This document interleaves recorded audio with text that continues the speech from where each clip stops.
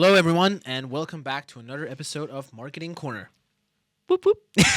You're waiting for it now. You're Yeah, ready for I'm it. just kind of anticipating it. Yeah, you're ready for it now. We're back again with another episode, and this is episode 73. 73, Wow, baby. Wow, getting there. Whoop, whoop. Closing in on the 100. 100, getting baby. Today we're going to be talking about a little bit of a fun talk we had internally between us, where it's like, hey, how do you motivate your team? Yes. And is that different in marketing? So today we're talking about motivating your team. And I want to kick it over to you, Jen, first. You have a big team. How many else on your team today? 11 in total, plus Wow. me. So 12. 12. Okay, Yes. wow, that's a big team. That's a big team. How do you keep them motivated? Well, it's Well, super here you easy. go. It's super easy. Yes, just get your pens out, ladies and gentlemen. No, I think this is, the reason I want to talk about this. I just met with my mentee. Yeah. Shout out to Sandra. Whoop, whoop. And it was something that, she was asking about. It's something that I've experienced, and I think anyone who manages anyone wants to motivate people. But I think marketers have an extra challenge because a big part of what motivates us is when we feel valued, when we feel seen, when we feel like we're contributing. It motivates us to do more. Yes. And I think in marketing, anyone who's ever had a Facebook account thinks they understand marketing. Everyone Yes. has an opinion. And I often find I teeter on this line of under communicating what we're doing so people think we're not doing anything, Yeah. or getting to the point where I have to teach everyone marketing because everyone has an opinion of what we should be doing. Yes. And so those two things for me go hand in hand of like, how do I make sure that people see the value that we're bringing? Because that will motivate my team. And then how do I keep my team motivated when maybe we aren't hitting our targets and we aren't being, appreciated or getting credit. And I say credit in air quotes because it's not about a pat on the back, but when you are hitting your targets, when you are generating revenue, that's where you get the headcount. That's where you get the resources. That's where you get the budget. And unless you're able to do that, you're going to just struggle more and more. Yeah. So that's kind of where this came out. Okay. So sense. that's, So, and maybe we have different perspectives because mine is an in-house marketing team. You're an agency. That is different, and that's actually something I'm working on. Like, kind of, I don't have a concrete plan for this part of the business, to be completely honest. But it's something I'm aware of. Let's put it that way. Because when I was in house, just like you, like one of the things how I would motivate my team at United FinTech, but also at Templify and such, was actually results. Like a lot of the results, just like getting that pat on the back. So and being. In order to get the pat on the back, you have to be able to prove you did something to deserve it. Yes. So we worked very hard on proving, we get back to the whole attribution and all that stuff, but just like collectively showing that internally, hey, we actually helped deliver this kind of stuff. So presenting at all hands meetings, like doing these kind of things that would go up, and that would go a long way, especially for me as like I come from a paid acquisition background, right? Like I'm very data driven in nature. Like I like numbers, right? Like I'm not the one who goes out and designs a new PowerPoint slide or something. Yeah. So for me, that was always been an important part for me, and I kind of brought that to the team as well. So I always made sure that every single part of the team has some sort of tangible goal, has something that could motivate them, like at least could feel motivational. Yeah. That's been working so far. Like it's been working pretty well. It's very different as an agency. I can tell you that much. Because yes, we have targets for clients and such, but there's suddenly a lot of targets, right? And I think there's like a fallacy that goes like in like, hey, an agency is to celebrate as much as you do. Don't get me wrong, we really celebrate when we succeed with clients, but I don't think I'm not like lying to myself. I'm never going to celebrate as much as a client does. Like I just can't. I'm not with you every day. It's fine. Like I really celebrate when you have wins, and I'm really happy on your behalf, and I will do that. But it's like it's not the same. Yeah. So I think to motivate my team, I have to do something else. So targets is a good way, but we also do a lot of in-house activities, like just like standard things. It's not out of the ordinary, like team events. Make sure we have team events every 3 months. Make sure we have activities around birthdays and all these kind of things.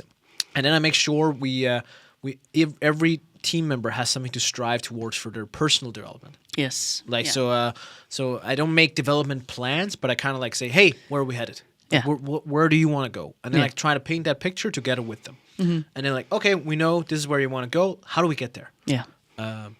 And I think that's motivating people. It also comes down to their personalities. You know, some people are just happy for flexible working and a regular salary. They do their job, they go home. Yeah. And then there's other people I find who are maybe a little bit younger in their career who have really big ambitions. Yeah. And you have to kind of, as a people manager of 11 people, I have to balance all of their needs and all of their emotions and all of their egos and things like that. And it can be very intense to kind of keep everyone happy. Another thing, we have like a shout out channel. Now there's some people, in Slack, and this is company wide, there's some people on my team who love being in that channel. I love it. And there's some people who get turned inside out with awkwardness at the thought of it. So, motivating people there is an element of psychology in it, like finding out what makes people tick, what makes them excited. But I think broadly speaking, we look at KPIs. In episode 54, we did KPIs for creative teams. Yeah. Because for my demand gen team, it's pretty easy. Like you have a target and hit that target. But for creative people, for our Somi person, a lot harder. ABM person, you're looking at a 12 to 18 month sales cycle. So she doesn't even know if her efforts have paid off yet. And she's been in the company for almost a year and a half. Yeah. So how do you find other ways to motivate? But I also find like it's a bit of a weird balance, right? Because like on the one side you have these like paid acquisition team or whatever, like the people who work with paid search and paid social and so forth. They can kind of like, hey, we did this ad or we did this something, we can prove there's a direct correlation. Mm-hmm. And the creative folks often struggle with that. Hey, I did this.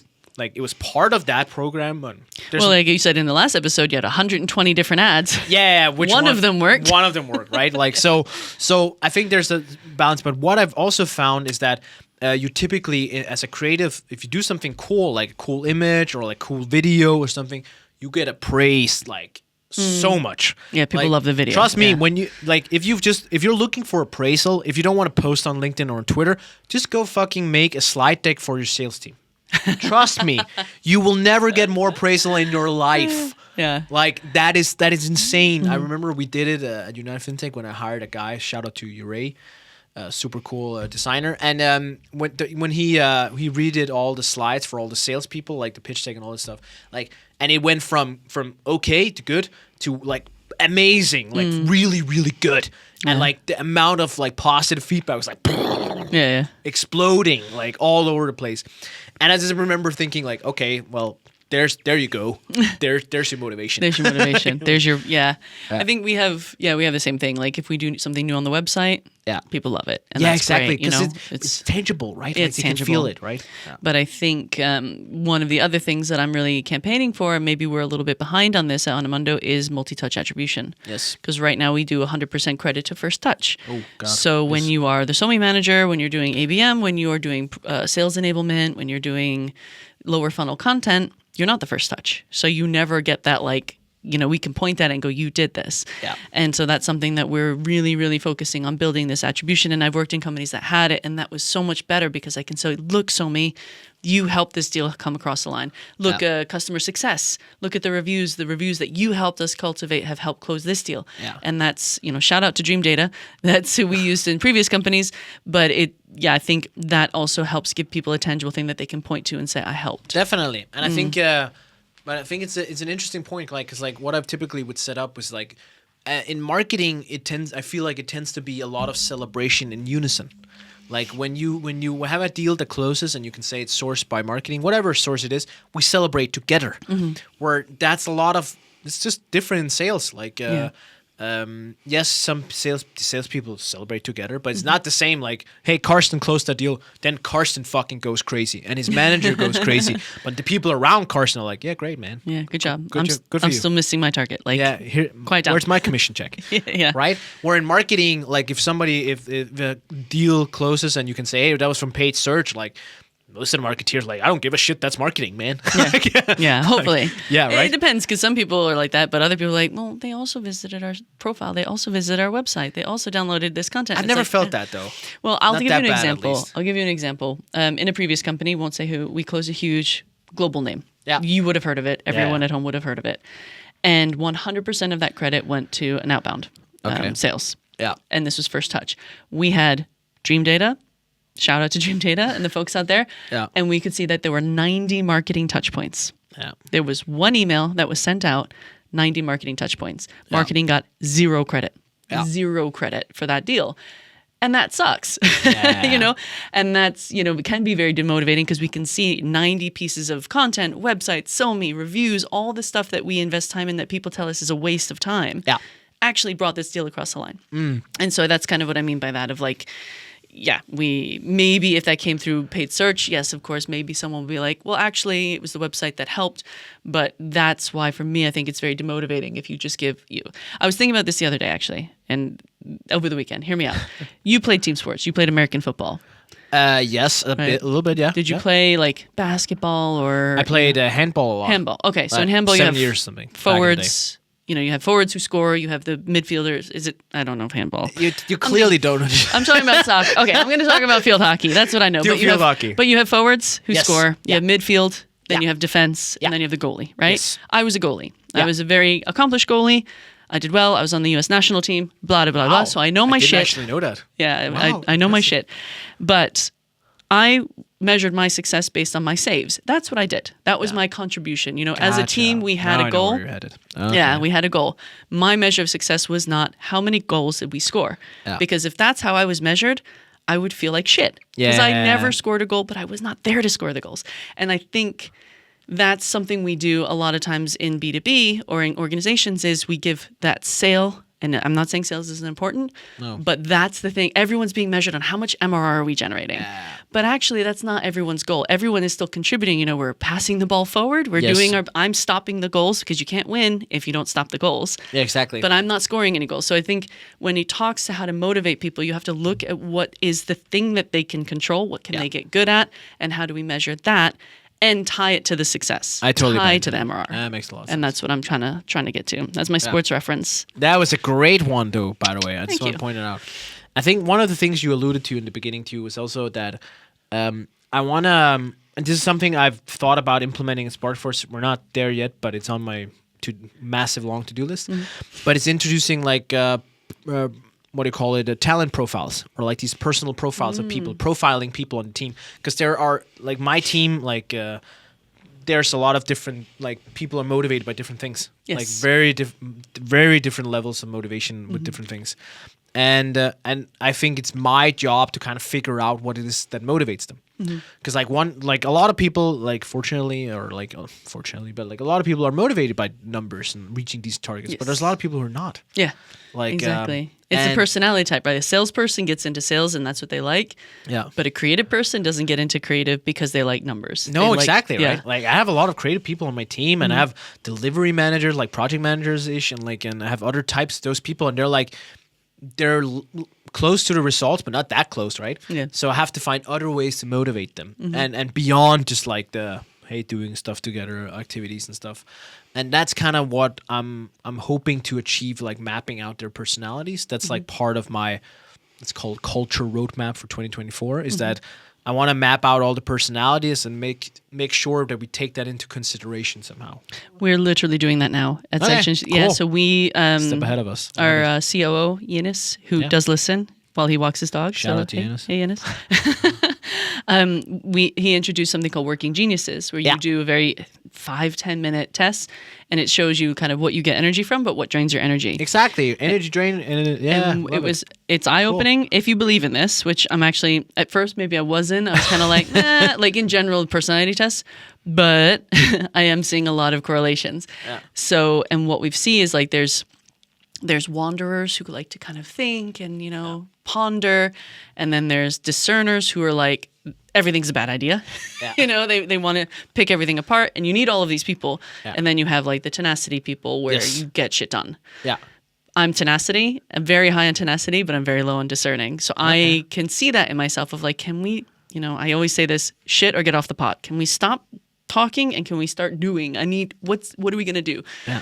Whereas we have a lot of discerners on the team who like to think and they like to process, and how do we balance that? And actually one of the things that our That's director, super cool. Yeah, it's really interesting to see where we have gaps. Yeah. And one of the things that we've been able to do with this, and shout out to Thijs Van Dussler, because he is our demand gen director, and he realized that his team is not high on tenacity, very high on discerning and thinking. So he's created execution meetings where they get together and it's let's put our heads down and we're going to execute, Do the things. execute, Yeah. because it's very easy for people of that personality to think and ponder and wander. But, when it comes down to getting stuff done, that's where I come in and go, guys. Yeah. I'm totally like, something to I check think out. I'm much of an executor as well. Yeah. Definitely. I'm not a big thinker. Believe it or not. You said it. Yeah. But no, I think so I did a that's test something once where I don't know, but it's in Danish, but it was called. I was found as like you could be multiple different personality types, and what I was labeled as an enthusiast, and then an enthusiast on top of that. So you could be the same type, same enthusiastic enthusiast. Yeah, exactly. Wow. So you I'm sound like exhausting. But exactly. I think I'm the super optimist who's like always visionary, like always like, where do we go next? Here's a Ferrari. How do we get to that? Yeah. Like, let's go. Let's do this. And like, I'm that kind of guy. And then That's good for a CEO to have. I think it's pretty good, actually. Now that I think about it, I think it's good. I think it's good if you're in sales. Most sales people are this type. Yeah. You have to. I, as a CEO, I'm kind of in sales. Like, I'm all about that jam. I love it. Don't get me wrong. But maybe you need to surround yourself with people who go, slow down, let's think about this. And that's how you get the balance, right? And I've actually, also the reason I wanted to bring it up is that I've tried in the past, I've also found that sometimes one of the things that can be demotivating is that I would sometimes set up unrealistic expectations. Like sometimes I would be pushing the team too hard for a goal that might not always matter. Sometimes it'd be like, can we do this within 2 weeks? We can fucking do this within 2 weeks. And then we would do this and I'm like, yeah, we did it. And we're like, yay. And then the rest of the organization would be like, okay, great. Awesome. Yeah. And? Why haven't you done this pitch deck? Yeah. About that one pager. Yeah. Fuck off. Yeah. Right. And I think it's just, I think sometimes when you set up unrealistic expectations for your team and they run as fast as they can to get there because they want to make you happy, that's what motivates them to some extent, right? Yeah. Then when you don't get there, or like even if you get there and the client's not happy, nobody actually ends up happy. I found that really hurts morale. So I'm trying to. I've got people around me now who can kind of like keep me on a loose sometimes when I'm like, hey Casper, like we had the CEO of shout out to Christian here, but actually he was explaining it pretty good. Like he's a very visionary type too, like the CEO of United FinTech, super cool. But he would always explain himself as like a wild dog. He would run as fast as fucking possible, but sometimes like we needed to make sure he was running the right direction. So he surrounded himself with people who would make sure that he was running in the right direction. But if he was running, nobody could catch him. Like he would be the best player, like rah, and I think I'm a bit the same. I can run really fast, like I run this way, but sometimes I need people who like sanity check me a little bit. Hey, we're going the right direction. We're going the right direction. Cool. Okay, I'll run. And that's where the balance and understanding. And I think that leads to another interesting point of something, since becoming a leader, and I've been a leader for a couple of years now. No one tells you slow down. No. And that is a problem. And for anyone who's listening who is a leader, start asking different questions. Yeah. Because the second I started asking questions, instead of going, how's everything going? Are you happy? Are you happy? Yeah. Are you happy? Everyone's like, yes, I'm always boss. happy. Oh, I'm yeah. happy. I love it. Everything's wonderful. Yeah. But the second you start saying, do you feel fulfilled in what you're doing? Do you feel that you're providing value? Are you doing things the way that you would like to do them or like you think is the best? Then you start to get the real answers of like, well, actually, you kind of steamrolled me on this call, or I don't agree with this direction. And then you're like, okay, I need that too, because I'm like, I wouldn't say I'm like full on pit bull, but I'm very like, this is where we're going. Let's go. What are you doing? What are you doing? What are you doing? Yeah. And sometimes it's hard to stop and go, is this the right direction? Yeah, exactly. And, case in point, and it can be very demoralizing, right? Because that's the other part. Like part of motivating your team is making sure they don't get demotivated. Yeah, but if they don't tell you, because they may be, and we don't have all the answers. We have the best answer with the information we have. I think that's really hard. Yeah. Like for me, I've been struggling a lot with that. Like I love my team, and I don't get me wrong. We have I practice very transparency, like in everything we do. Like we've talked a lot about this pricing on the side and stuff. And I just do it with the team.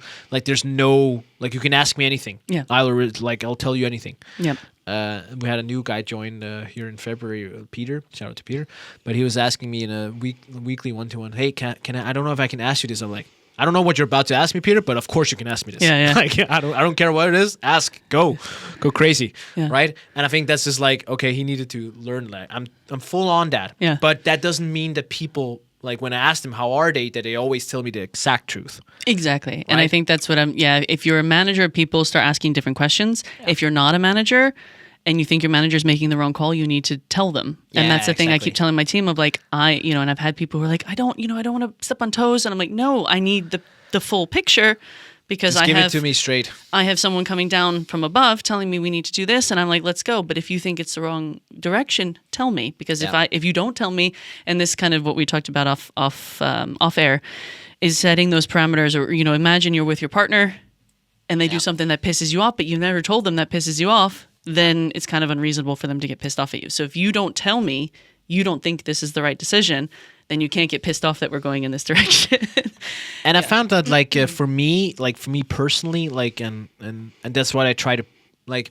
I'm a big determined of the culture of SparkForce. Like 'cause a lot of it stems from how I want things to be and how I do things. Like my nature of how I operate is how that shapes a lot of the culture. It doesn't shape everything. I have a team of we're 14 people now, right? Yeah. But it shapes a lot of it, like how I treat things. So how I treat transparency, how I treat these things matter a lot, and how I get motivated is also spreads across the team that they feel the same. They need to be motivated in the same way. Yeah. And I'm very aware that that's a good thing, but that's also a bad thing.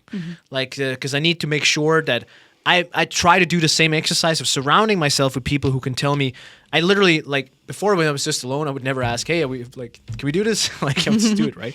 But now I'm literally whenever sometimes when clients say, and then we want to do this, and then I'll look at the other people I think we can do this. Guys, can we do this? Then they all go, yeah, we can do this. Okay, cool, we can do this. Right? Yeah. So I do the small check-ins, right? Just to make sure we can actually do it. And I feel like I haven't talked too much about my team with that, so maybe I should do that. But that feels like it motivates them a lot because they feel like, okay, they can commit to the deadlines we set together. And that's really important. I mean, and maybe that brings me, because we're getting over time a little bit, but I want to talk a little bit about how we meet with our teams and how we make sure, so we do daily stand-up for 10 minutes every single day. You do the daily ones? We do a daily one. Wow. Yeah. So as a growth team.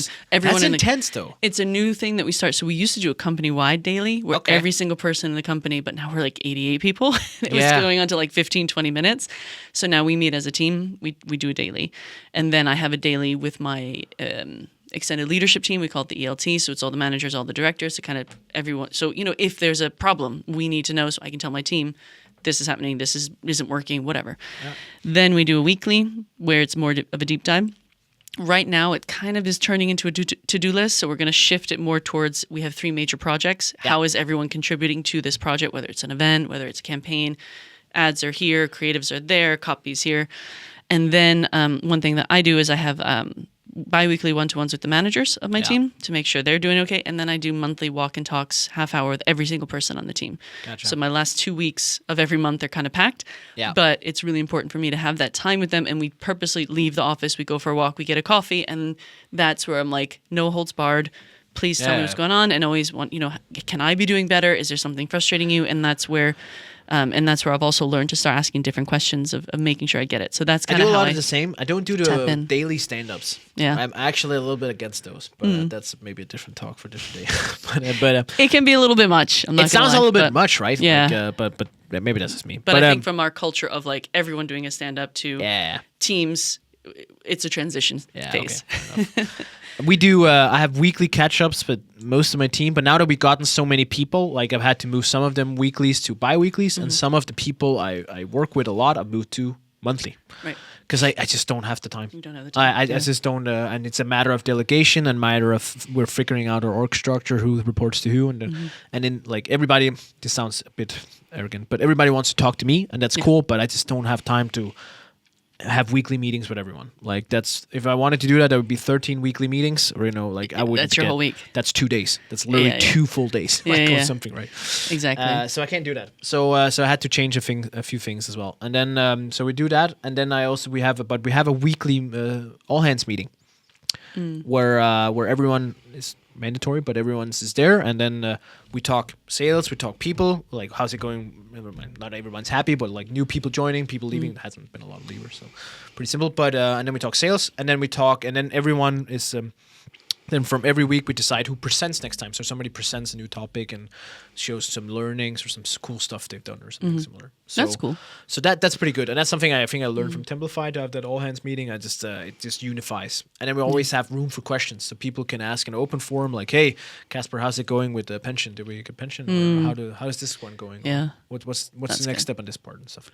Yeah, we do monthly all hands that our CEO runs, and Okay. that's where he goes through the numbers, but he'll also cover kind of core projects, that we're doing and stuff like that. So that's really So you do monthly. We do monthly all hands with the whole company with 88 people. But that also makes sense if you do daily stand-ups, right? Like then you probably don't need like weekly all hands in the same. No, that would be Both, too right? frequent for us. Yeah. Yeah, definitely. But and I think the what I also wanted to say was following up on something you said, but now I've lost it. But I think also, not to drag this on too much longer, but also this transition of being a like an IC, individual contributor, Yes. to a leader, and Very that different. is a big adjustment. I think that's something that people forget. Like they think you come out of the womb as a vice president, and no, it's been a learning curve for me as well. So it's also, I need that feedback. I need the people on my team. I hired everyone for a reason. I need you to give me that feedback. How are you doing? And how am I doing? And it's like Yeah. that is actually, and I know it's gonna sound so easy to say this, right? It's so blasphemic or whatever you say, but I am really motivated by my team's success.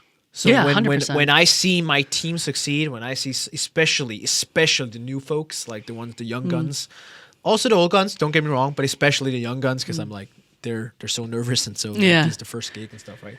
When they see success and I can see them growing, oh god, man, Yeah, it feels really I good. fucking love that. I had love that. we have our weekly team meeting every Tuesday. Yeah. That's today, and I got to put a lot of. So I share all our numbers. So I want everyone to be comfortable with the numbers. Here's where we are with MQLs, SQLs, blah blah blah, MRR pipeline.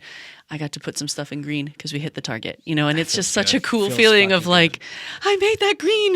Yeah, It's been orange for so long and now it's green, and like and it's so great to see because I didn't do that. No. I hired good people who came together and did that, and that's a really nice thing to see. No, absolutely. And that's one of the things I do say to my team, and I've said it to my CEO, and he's a wonderful man. Shout out Michael. But I said, I'm not here. If Anamondo does great, but actually it's the people. Like Yeah, I want of my course. people to. No one's going to stay in the same company for their entire lives. Exactly. Unfortunately. And no matter how great the company is, shout out to Anamondo. But people aren't going to be here forever. But I want them to look back and go, I really learned a lot. I really got a lot out of it. I don't want people to go, God, my boss was a dick. No, exactly. No, exactly. That's no one I wants think that. there was a really good. I think it was Jesper from Templify who once said that when I left and stuff. I think we had a chat about it because he said like people leave companies, but they don't leave the people, right? Yeah. So you always have like a place, like and people can always come back. And you see it all the time. I see people who left Templify years ago, and now they're like, "Hey, I'm coming back." Yeah. And we work with. I can say that it's a client, right? So I work with them again, right? It feels like Nice. coming home, right? Aw, Like, nice. It's fucking awesome. Yeah.